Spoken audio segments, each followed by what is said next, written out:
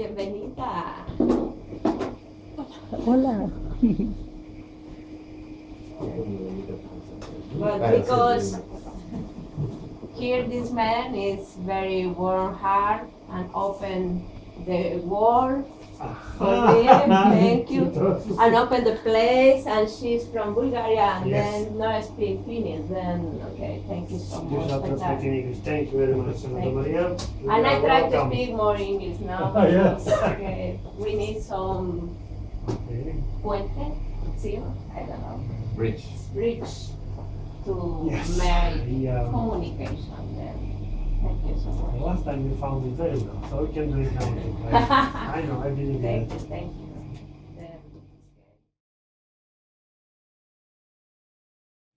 Mulla on 3 aika lyhyttä runoa. Ne on kaikki ihan erilaisia. Illan teema on talvetunnelmia. Mä kirjoitan suomeksi, mutta mä saatan kirjoittaa välillä myös muilla kielillä. Mutta tänään mä luen nämä 3 suomenkielistä runoa. Ja tää ensimmäinen on omistettu tälle projektille, joka toivottavasti ei jää projektiksi, vaan tulee jatkumaan maailman loppuun asti. Eli ihmiset muokkaavat sanoja. Te olette mun inspiraatio.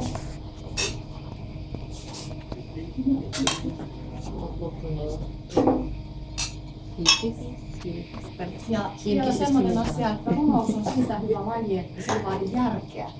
On pimeä vuoden aika ja ei jaksa ajatella, niin runous nousee jostain kylmästä maasta tai tähtivaivaasta tai vaikka ihan Helsingin kadun asfaltista.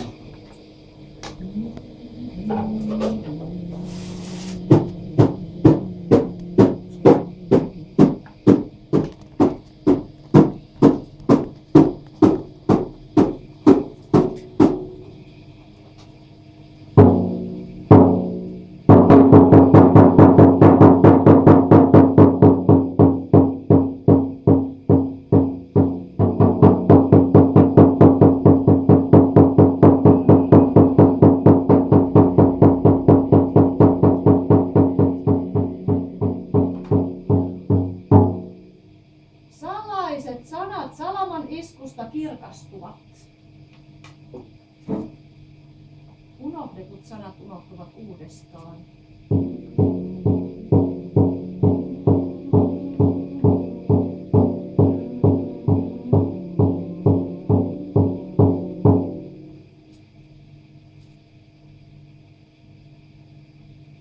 Lasketut sanat menettävät voimansa. Eikä rivien välissä lue mitään.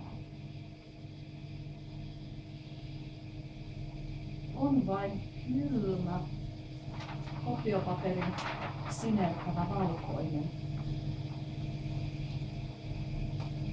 Kunnes aurinko laskee. Ja vaaleanpunaiset ylet purjehtivat aivokoiluihin. Purjehtivat aivokoiluihin. Purjehtivat aivokoiluihin. Ryttyiset kädet kirjoittavat ruutupakosille yöllistä ostoslistaa. Äidinmaitoa.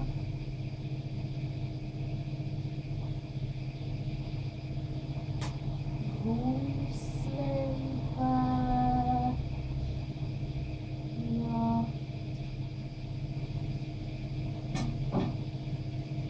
sirkus.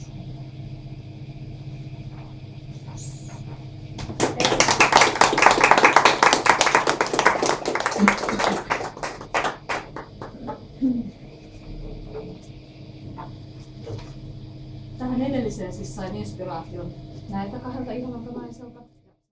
Seuraava on saanut inspiraationsa tästä. Suomalaisukrilainen Kalevala. Lönnruutin oppikirja. Siinä ei ole kysymys mistään vanhasta, unohtuneesta, muistetusta, vaan siinä on kysymys elävästä perinteestä, meikäläisen DNAssa virtaavasta runon laulajan perinnöstä. Se on sitten eri asia, miten hyvin tämä menee, mutta sitä harjoitellaan.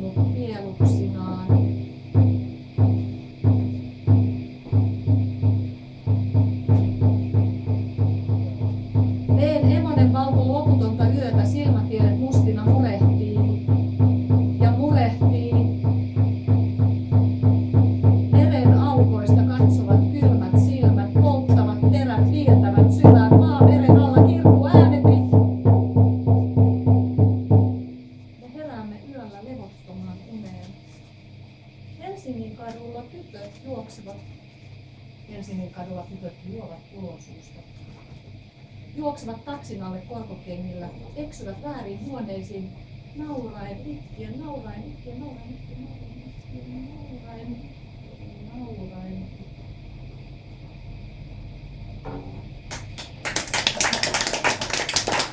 Se oli paljon. Vielä yksi.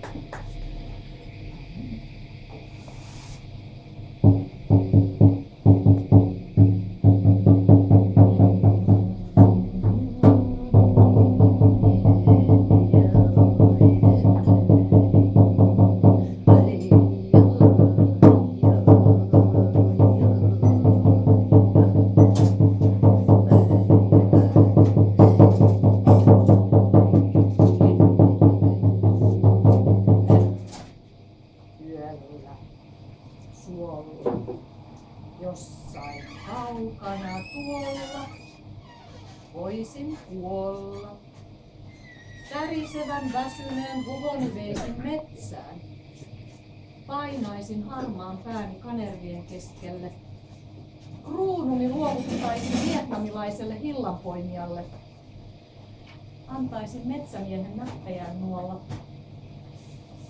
Suurten synkkien kuusien kunniakujalla kölköttelisin viimeisen matkan täällä. Virvatulten loimista lentäisin taivahan päällä. Kiitos, se oli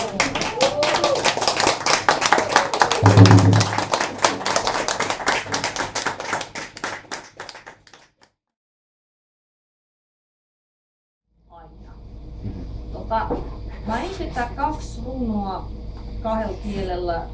Olen itse tehnyt semmoiset käännökset suomen kielelle ja sitten pienellä avulla sit sain ne tavallaan suhteellisen kuntoon. Et kiitos vaivasta, että tuli korjauksia tuohon tekstiin. Ja pitää heti sanoa, että mä oon hyvin synkkä ihminen. Että mä kuuntelen death metallia sun muuta. Ja mun suhte talveen määriytyy 2 tavoin. Ensiksi mä aina haluan horrostaa talvella, mutta se ei koskaan onnistuu. Ja toiseksi mulle talve on semmoinen mystinen, synkkä aikaa, niin kuin väliaikaisen kuolevan aika, jolloin odotetaan sellaisessa jäisessä unessa, kunnes tulee kevät. Ja se mun suhte talveen meni niin pitkälle, että kun tulee kesä, mä jostain kummasta syystä aina matkustelen sinne, missä on lunta. Nimittäin Pohjois-Ruotsiin, koska siellä näkyy parhaiten mikä on se mystinen uni, kun luonto ei pysty heräämään sitä talven unesta, vaan uneksi jotenkin millaista olisi olla jotain muuta kuin talvikunta jäätä. Mut tässä on 2 pientä runoa. Yksi on tosiaan hyvin talvinen ja toinen kertoo tuopuoleisista, mutta se liittyy siihen vuosiin, joihin osuu muistaakseni 3 hautajaista, jos oli niin omaisena ja siitä syntyi se tiivistynyt tunnelma. Mutta mä luen ensin venäjäksi sillä manöörillä, mikä on niin kuin, tavallaan venäläisillä runoilijoilla ominaista. Ja sitten yrittää suomeksi lukea niin, miten mä kuulisin niitä suomeksi. Mä jossain sielussani uskon, että runo aina on olemassa yhdellä ainoalla yleisellä kielellä ja sitten sen erikieliset käännökset ja myös sen alkuperäinen tekstikin, ne ovat vain semmoisia tavallaan projektioita siitä runosta, joka oleskelee jossain sfääreissä. No okei, pikkasen lapsillista. Nyt mä vaan niitä esittelee. Riitta Lappäinen. Niillä ei ole nimeä, joten se vaan alkaa ja loppuu. Напоследок хлопьями гуаши закидала графику пейзажа, порастерла черный с белизной. Мир коробится, как мокрый ватман, обложен по горизонту ватой, пепельной снежной пеленой. Жидкий свет сочится, вымывая то, что в поле зрения, по краю, то, что вне до белого ль бела. Но сколько ни коси тревожным взглядом, нет ни ангела, ни беса рядом, за обоими плечами мгла. Suomeksi. Viimein lumista guassia roiskutettiin graafisen maailman päälle. Musta ja valkoinen menivät sekaisin. Maailma kupru kosteana paperina, taivaan rantaa myöten lumipilvet kuin märkää vanua. Vetinen valo valu kuvaan pesi reunalta näkyvää. Peseekö se näkymätöntä valkeaksi? Mutta vaikka kuinka purkistaa, ei näy olon takana enkeliä, eikä piruakaan, vain pimeää.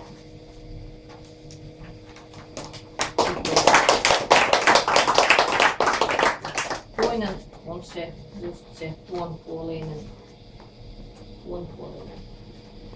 Господи, не води ты меня за гробом, оступлюсь, упаду. Я-то знаю, им в тесной земной утробе темнее, чем в аду. Этой тьмою следы мои промокают в белом снегу. Я нутром это знаю, я сказать не могу. Мне ли метить словами, как чертами и тужить, там полгода, тут год. Это черная правда и морочит, и гложет, как сама себе лжет. Но при этом правдой остается, чиста как вода. Кто наклонится с моста, кто в камня напьется, сам не свой иногда. Словно колокол сердца тяжелое носит, не раздался бы звон. Коли верит, то молча, не боится, не просит счастья лучших времен. И стою я под небом, и иду я за гробом, только сердце теснит, тихий страх оступится. Тогда оно дрогнет и покой зазвонит. Herra Jumala, miksi ohjat minut arkun perään? Minä kompastun, minä kaadun. Minä tiedän, ei vainaja ahtaassa maan kohdussa edes helvetin valoa näe. Maanalainen pimeys täyttää jalan jälkeni valkeassa lumessa. Minä tiedän tämän, minä vaiston tämän, kertoa osaa en. Minäkö laadin sanoillani kirjan pitoa puolikas vuotta sinne, vuosi tänne. Tämä tumma totuus syö minua kuin valhesyysi. Ei se valheeksi tule, se silti on tosi kuin puhdas vesi. Kuka sillalta katsoo, kuka kämmenistä hörpää, ei ole enää entisensä.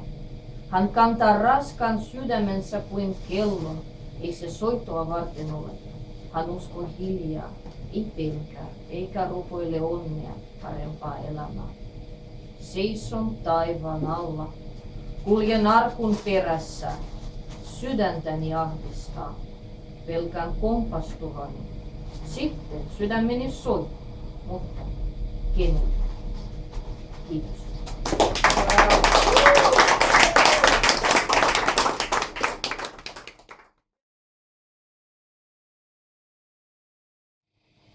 Ensimmäinen on petos. Unessa. Kuulun yölinnun laulava. Soivia, siipiä, silitti. Hengitin sinistä ilmaa. Syvän. Ja katosin. Kynelten pulvovan luolan. Se oli ensimmäinen.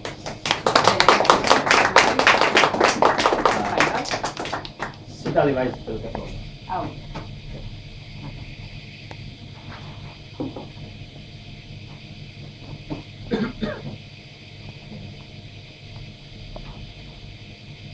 Sitten toisen runo on semmoinen, missä menee aina paljon aikaa, tai kun me odotamme aina paljon aikaa. Ja ja aina aika kuitenkin on, ja aina aika tulee, ja aina aika menee.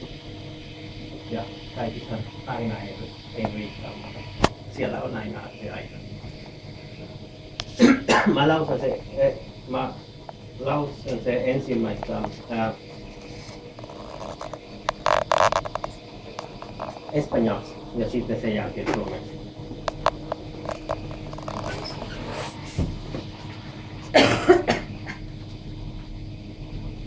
Un reloj que despierta su tiempo. Un hombre que detiene el presente y regresa al pasado. Una mujer pintando su vida. Una atmósfera. Una estrella.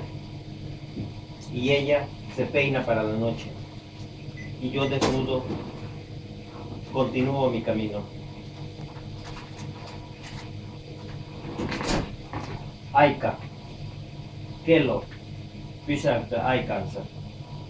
Ihminen pysäyttää tämän hetken ja palaa menestykseen. Nainen maala elämänsä. Tunnelmat, tarpeet. Ja hän kampaa hyksensä yölle. Ja minä alastomana jatkan tietäni.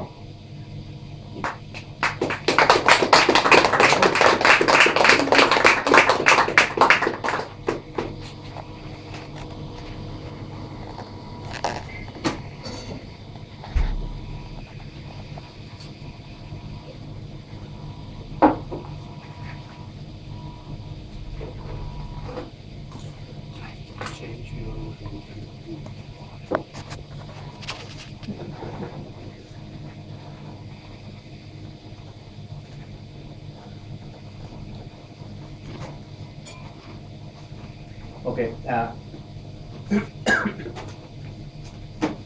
Seuraava runo.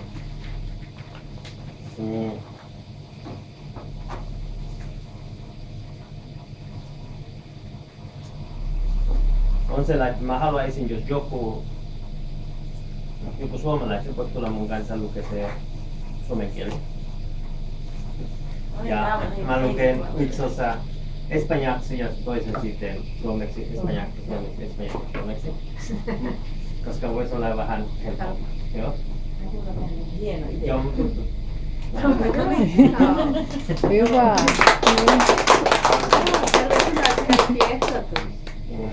Tämä on sulle. Okei. Onko se liian pieni? Mä voisin antaa sulle. Pystytkö lukemaan? Sinä voi interpretoimaan juttu. Sinulla on suomenkieli sitten. Pystytkö lukemaan?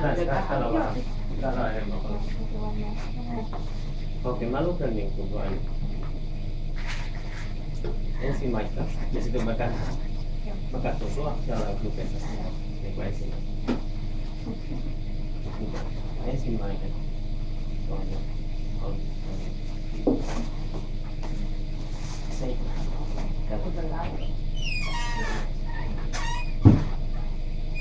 okei. Joo. Ei se näin, se ei okei. Ja tämä runo niin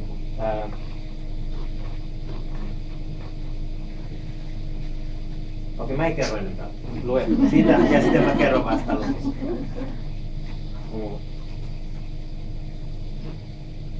Vivir. Estoy entendiendo que necesito rascacielos, montañas y cielos, que desvanezcan mis tentaciones y alteren mis pasiones. Quiero seguir cabalgando las enredaderas de tus sienes. Quiero seguir en mis sueños. Elää. Ymmärrän, että tarvitsen pilvenpiirtäjät, vuoret ja taivaat, kadottamaan kiusauksen, muuttamaan himon. Haluan yhä ratsastaa mielesi köyhyydessä. Haluan yhä uneksi. Para esperar que me corones como el Cristo que fue coronado a vivir. Odottaa, että kruunaat minut. Sen Kristuksen, joka tuomiona oli elää. Estoy muriendo y quiero que me dejen descansar. No quiero que me despierten y me pregunten por mis tentaciones. Quiero soñar que estoy viviendo. Olen kuolemassa. Antakaa minun levätä rauhassa. Älkää herättäkö minua. Älkää kysykö kiusauksistani. Haluan uneksia elämäni. Y quiero recordar la vida que me llevó a la muerte, porque en ella encontré una realidad de estar pensando. Haluan muistaa elämän, joka saattoi minut kuolemaan, koska löysin siinä todellisuuden, jossa voin ajatella. No quiero que me despierten, déjenme amar a mis pasiones y retorcer mis tripas al recordar mis raíces. Älkää herättäkö minua. Antakaa minun rakastaa intohimojani, repiä sisukseni, muistaa juuri. No quiero que me despierten, quiero seguir oliendo los pistilos de tus alcatraces. Älkää herättäkö minua. Haluan yhä haistaa kukkasi emilehdet. No quiero que me despierten, estoy chupando lagartijas, comiendo telarañas, acariciando ratas y deshojando cucarachas. Älkää herättäkö minua. Minä imen liskot, syön seivit, hyväilen rotat ja nielet torakat.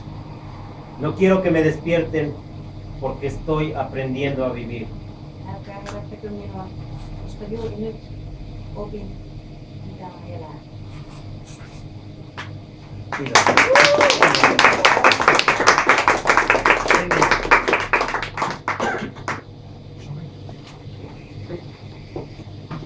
Ok, Quito. Valgan, gracias a todos y gracias.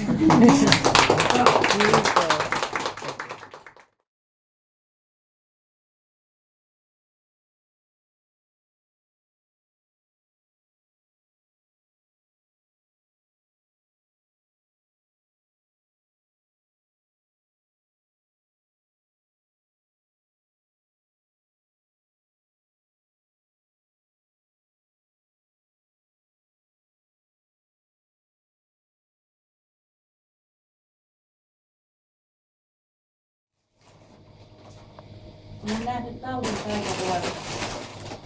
Niillä hohtivat hukkuvan säteen. Välissä virtasi hukkuvan veri. Valkoinen kuiva ja hiljainen. Hukkuvan sylissä istui sumuinen vuori. Sylissä toinen verhoineen. Sylit lauloivat kylminä toisilleen. Laulu syntyi kuin synti, ja vuori synnytti vuoren. Vuoren sylistä valkoinen napanuora kohosi kelluen, valkoista kaulaa kohti, ja kaulalla hukkuvan elämän hokki.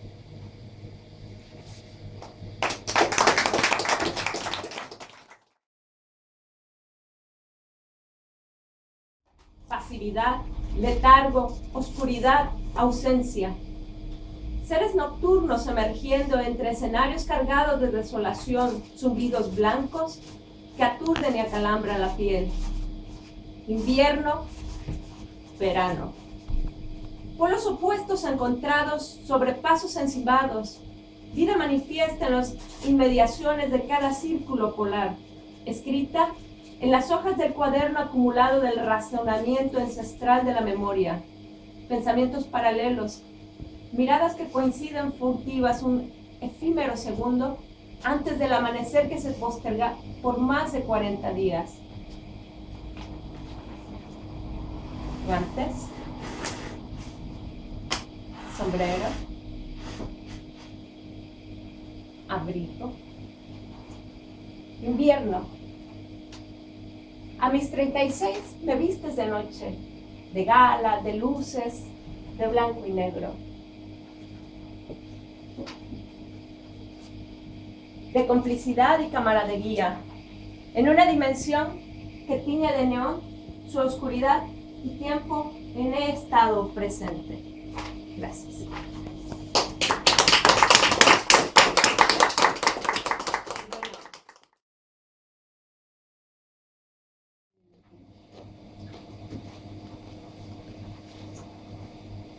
Plutón y Finlandia.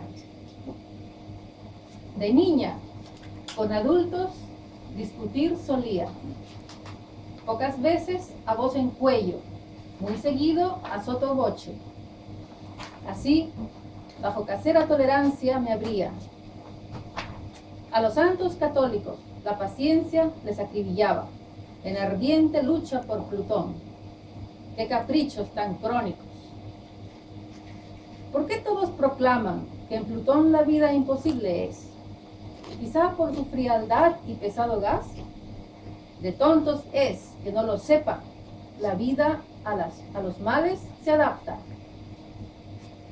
Es que con mi imaginación ya había dado ida y vuelta a Plutón y verificado, no sé cómo, que ahí la vida vencía la desolación. Ya crecida y entrada en razón, con valor decidí, al ser invierno finés enfrentar y a Plutón adiós decir. Finalmente, de mi vecindario solar no me corrí. Hoy el cielo me habla a cada pisada, el hielo me habla a cada pisada, y el viento mi quijada entumece, impidiendo a mi lengua articular. Entiendo a la gente callada y apurada. El miocardio escondido tras mi seno no se asusta, no se intimida. Es que el invierno es su buen amigo y lo resucita a base de puro reto. Quien del invierno huye será porque lo subestima. Tras una fría caminata hay placeres, como electricidad en los poros y un buen jersey de lana encima. Sé que el invierno puede ser un infierno, mas con un cielo limpio puede convertirse en un paraíso. También es vital nuestro clima interno, como el espíritu que la actitud levanta. ¿Será que sigo siendo la misma niña que interpelaba por Plutón, solo que ahora voz alta y de pie en Finlandia? Ahora en finlandés, Pluto ja Suomi. Lapsena aikuisen kanssa keskustelin muutamia kertoja äänekasti, hyvin usein lähes puiskaten. Näin kodin suvaitsevaisuudessa avasin itseni. Katolisten pyhimisten kärsivällisyyttä syytäen poltavasti taistelen Pluton puolesta, mitä kroonista oikkutelua. Miksi kaikki toitotavat, että Plutossa on mahdotonta elää? Ehkä kylmyyden ja pahoja kaasujen takia? Tyhmyyttä on se, että sopeutamisesta eivät tiedä. Niin on, että mielikuvitukseni kanssa olin jo matkanut Pluton ja takaisin ja varmistanut en tiedä miten, että elämä voita aituiveni. Aikuisena ja järkevänä rohkeasti päätin kohdata todellisen suomalaisen talven ja sanoa näkemin Plutolle. Aurinkokuntaa en kuitenkaan jätäisi. Tänään jää puhuu minulle jokaisella askeleella. Tuuli kohmentaa minun leulani. estä kieleni artikuloimasta. Ymmärrän ihmiset hiljaisina ja kiireesti kavelivina. Sydänlihas piilotettu rintani taakse, ei pelkä, ei ujostele, koska talvi on hänen hyvä ystävänsä ja anta voima takaisin sille ylösnousemuksen haasteelle, joka juokse pois talvesta, aliarvioi talvea. Kylmän kävelyretken jälkeen on iloa, kuin sahko huokoisissa tai hyvä villapaita päällä. Tiedän, että talvesta voi tulla helvetti, mutta kirkasta taivasta voi tulla paratiisi. On myös tärkeä sisäinen olo, kuin henki, joka nostaa asenteen. Ehkä olen edelleen sama tyttö, jonka puolisti Plutoa, mutta nyt äänen ja Suomessa seisoen. Kiitos.